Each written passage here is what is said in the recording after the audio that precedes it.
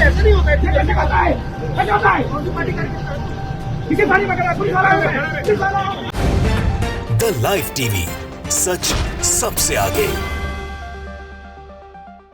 दोस्तों, बड़ा अजीब हालात चल रहे हैं भारतीय जनता पार्टी के आसपास कि एक तरफ जहां कई राज्यों में बीजेपी ने सरकार बनाने में सफलता हासिल करी, फिर बातें जो की थी और वादे जो किए थे वो पूरे नहीं होने की वजह से जनता का गुस्सा झेलना पड़ रहा है। अब फ्रस्ट्रेशन कहीं ना कहीं तो निकलेगा। जो सर्वेज आते हैं वो बीजेपी के खिलाफ हैं। कर्नाटक हुआ, हिमाचल हुआ, वो सब बीजेपी देख ही रही है। बीजेपी के नेता और कभी कभी जो उनकी अकड़ है वो उन पर बड़ी भारी पड़ने लगी है। उत्तर प्रदेश में आप जानते हैं बीजेपी की सरकार है और बीजेपी की सरकार होने के बावजूद भी वहां पर क्या हालात हुए हैं जरा आप देख लीजिए। असल में बड़े नेताओं के दौरे में सांसद जी पहुंचे थे। सांसद जी लगे जो दरोगा साहब थे या बड़े अधिकारी थे पुलिस के, इंस्पेक्टर साहब को सुनाने लगे खरी खोटी, लेकिन वापसी जो उसके जवाब में इंस्पेक्टर साहब ने उनको खरी खोटी सुनाई है वो पूरे देश के अंदर हो गया वायरल। और बीजेपी के सांसद जी की फजीयत कब बीजेपी की फजीयत बन गई वो आप भी देखिए, आपको भी समझ में आएगा। संजय शर्मा है, पत्रकार, एडिटर संजय करके लिखते हैं। ये भाजपा सांसद राजकुमार चाहर हैं। इंस्पेक्टर साहब से प्यार से बातें कर रहे थे, पलटकर इंस्पेक्टर साहब ने भी प्यार से बातें कर ली। जरा देखिए, ये कोई और नहीं, बीजेपी की सरकार में बीजेपी के सांसद का ये हाल है। तो आप सोच सकते हैं कि हालात कितनी तेजी से बदल रहे हैं। देखिए इसको। आप साहब हट जाए यहाँ से, पीछे हट जाए, प्लीज आप साहब बदतमीजी कर रहे हैं, आप चलो बदतमीजी कर रहे हैं, इसलिए हमें क्या ऐसा नहीं होता है, कैसे होता है, कैसे होता है? कौन सी पार्टी करके किसी पार्टी में करा, पुलिस वाला है, पुलिस वाला है, किसी पार्टी में करता नहीं हूँ मैं, किसी पार्टी में करता नहीं हूँ, समझ जाओ मैं। तो दोस्तों, देखा आपने, पहले तो जो इंस्पेक्टर साहब थे वो अच्छे से सम्मान देते हुए सांसद जी को हाथ जोड़ के कह रहे थे गाड़ी रोक लीजिए, यहाँ से मत लेके जाइए आगे, बहुत सारी अव्यवस्था हो जाएगी। लेकिन जो गर्मी है बीजेपी के नेताओं की वो तो आसमान पे सर चढ़ के बोलती है, सातवें आसमान पे है। इंस्पेक्टर साहब ने उनको दलाल बता दिया कि पार्टी के दलाल हो क्या। बीजेपी का कार्यक्रम, भारतीय जनता पार्टी की सरकार का कार्यक्रम, सरकार के अधीन आने वाला प्रशासन जिस पर निरंतर आरोप लगते ही आ रहे हैं, यूपी पुलिस हो या यूपी का प्रशासन हो, उसके लिए फिर क्या सुननी थी। वो तो गुस्से में वैसे ही था कि इनके चक्करों में तो वैसे भी हमारे ऊपर आरोप लगते रहते हैं। तो जो खरी खोटी सुनाई है, तो आप सोच सकते हैं, पहली चीज़ तो जो कहा जाता है कि बीजेपी की सरकारों में बीजेपी के नेताओं की अब कोई पोजीशन नहीं बची है, वो तो सांसद जी के हालात से देख लिया। लेकिन जनता का गुस्सा कितना है कि इतने फ्रस्ट्रेटेड हो रहे हैं बीजेपी के सांसद, बीजेपी के विधायक, और जो पुलिस है, प्रशासन, उसके क्या हाल है कि वो जवाब में अगर इस तरह से अकड़ निकाल रहे हैं नेताओं की, बीजेपी के पदाधिकारियों की, बल्कि सांसदों की, तो आप सोच सकते हैं कि हालात बदल रहे हैं। कहीं ना कहीं ये साफ संकेत मिल रहे हैं लोगों को कि बीजेपी सत्ता में अब रहना इसका मुश्किल है। तो ये सारी की सारी चीज़ें, घटनाक्रम आपने देखा, निंदनीय है। और इस तरह की घटनाओं का होना बताता है कि आप कहीं ना कहीं सरकार में बड़े ही गलत ढंग से चला रहे हैं या कमज़ोर सरकारें चला रहे हैं कि आपके ही जनप्रतिनिधियों की ये पोजीशन है। ये पोजीशन क्यों बनी, ये उनको आत्ममंथन करना चाहिए और सोचना चाहिए। आत्ममंथन, आत्मचिंतन जिस तरह की वो है, वो सारी की सारी दौर से गुजरना चाहिए ताकि समझ में आए कि बीजेपी में क्या हैसियत बची है भाजपाइयों की, और भाजपा के पदाधिकारी छोड़िए, भाजपा के जनप्रतिनिधियों की। यहाँ इनका साथ ऐसा क्यों होता है ये भी आप समझ लीजिए। अभी कुछ दिन पहले एक सांसद जी बीजेपी के कन्नौज के अंदर पुलिस वाले को ही मारते पीटते नजर आए थे, चौकी पर ही हमला बोल दिया था। ये खबर भी छपी थी अखबार के अंदर। ये जो साहब हैं, ये राजकुमार चाहर हैं, सांसद, गूगल कर लीजिएगा।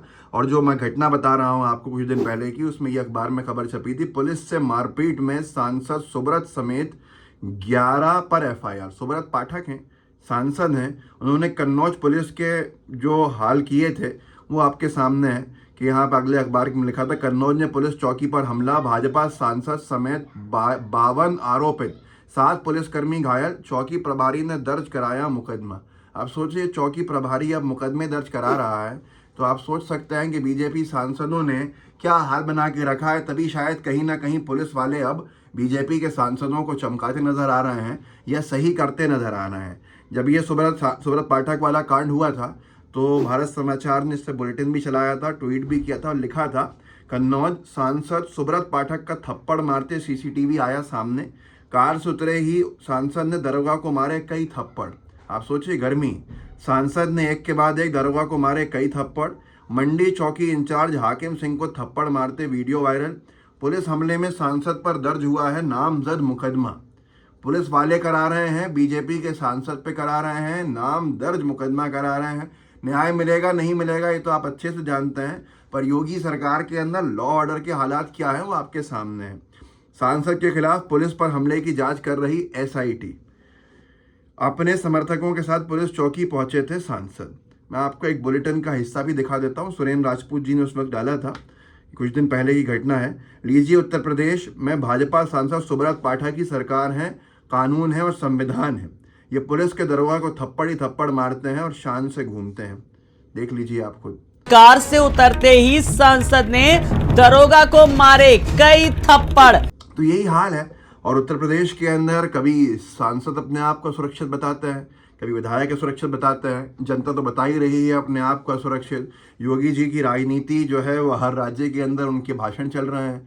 तो कितना ध्यान लॉ ऑर्डर के ऊपर बीजेपी की सरकार का है वो आप समझ सकते हैं। गोदी मीडिया की रिपोर्टिंग काफ़ी नहीं होती है, बल्कि धरातल के ऊपर भी चीज़ें लोगों को दिखती हैं, एहसास होता है, तब जाके जनता मन बनाती है और सत्ता में वापस लाने का काम करती है।